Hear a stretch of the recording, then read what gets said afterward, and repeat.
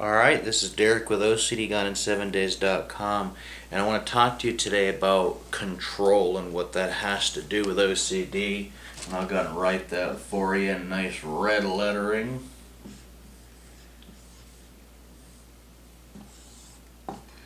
Control. Now, control is just an illusion when it comes to OCD, okay? You can't control anything except your attitude. You can't control anything except how you respond to the thoughts that you have. Okay? So you might say, well, I can control if someone gets sick. If I wash my hands again, I'm doing my part. But who told you that? You got to ask yourself that question. Who told you that you're doing your part? Well, in society, I learned that, I gotta wash my hands a certain way. Who told you that? Who told you that you have to wash your hands a certain way? Who told you gotta use soap? How do you know that that kills germs? How do you know how long to do it? What's the recommended time? So there's so many different questions and things that you just kind of, take it upon yourself to decide what's good and what isn't good, and that's fine. That's using your conscious mind or your filter, if you will. And what that simply means is that when you have a thought, you decide what it means. Well, you're doing that all the time, and you need to do that with OCD as well. Okay, if you're having an OCD thought like, I've got to go and back and check to see if the curling iron is on, because if it is, the house could burn down and people could die, and I would be responsible and I'd feel horrible, and what kind of person wouldn't go back and check and all that stuff. Okay, you're doing that under the assumption that you can control what happens. So you've got a faulty belief that you can control these things. A lot of people that I talk to, they don't realize that it's not their responsibility. Okay, so you may ask yourself, am I putting too much responsibility on myself? Okay, one of my clients told me, he said, I feel like the head of security in a fool's world. And I thought it was funny. We laughed about it, but it's true. Like, it's not your responsibility to make sure that no one gets sick. Now, what makes it hard for some people is when they're like, well, it's got to do with my kids, or it's got to do with my family, or my wife, or my husband, or whatever else. And, I don't want to be responsible for people dying and all the other stuff, but you're not responsible. If you give your kid something to eat and they get sick from it, it wasn't your fault.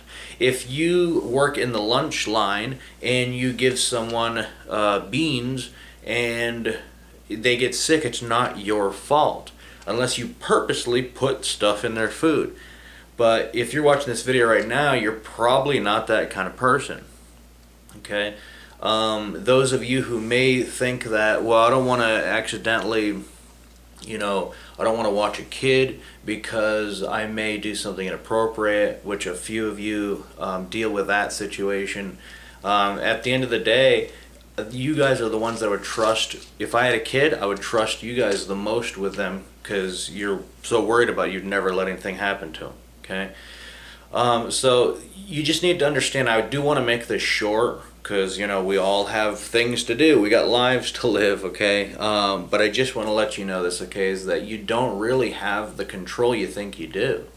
Okay, you don't have the control whether something is clean or whether something is not clean. I don't care if you wash your hands a million times, you're just stripping away the natural defenses built into your skin. If you don't believe me, look it up. Look at the effects of soap on the skin. Look at the effects of excessive water on your skin, washing away the natural oils and the good germs, using antibacterial soaps which kill the good germs and the bad germs, so you're left with no defense on your skin.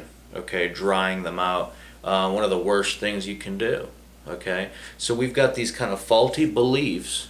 Okay, but I really just want you to think about this today as you're doing rituals and stuff like that.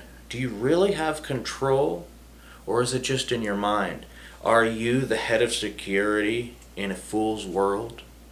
Okay, if you are, you're definitely going to want to check out my program. There should be a link below, but basically you're going to learn everything that you need to know about it. Or you can call me. My personal cell phone number is 321-961-8732, and I'll be more than happy to talk to you about your OCD.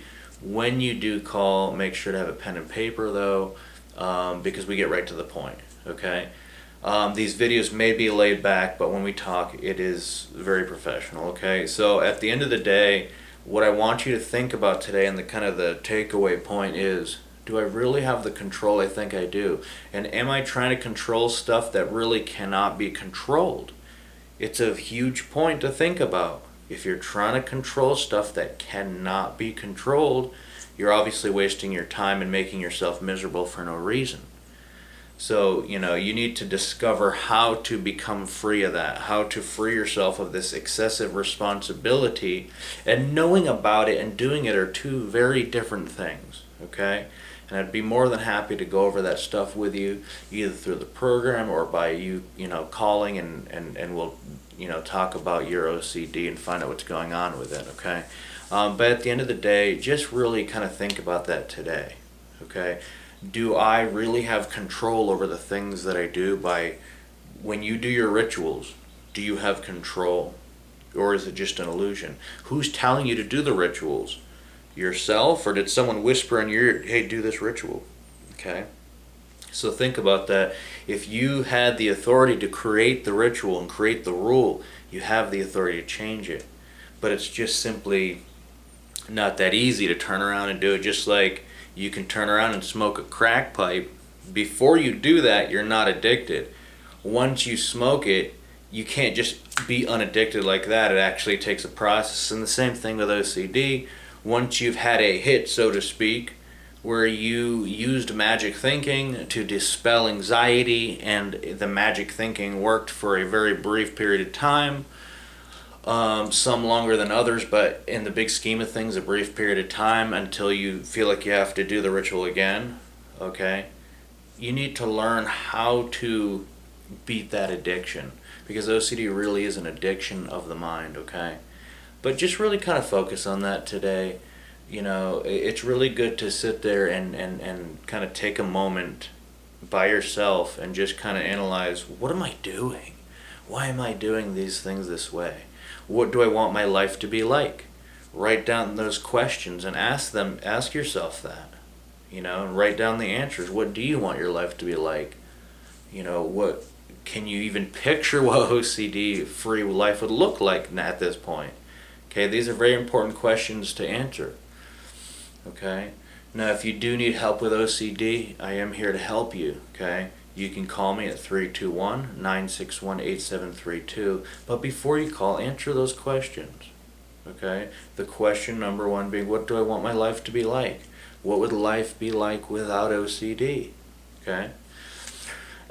Either way, I hope that you enjoyed this video. I'm glad I made it for you, and I look forward to speaking with you soon. All right, talk to you later.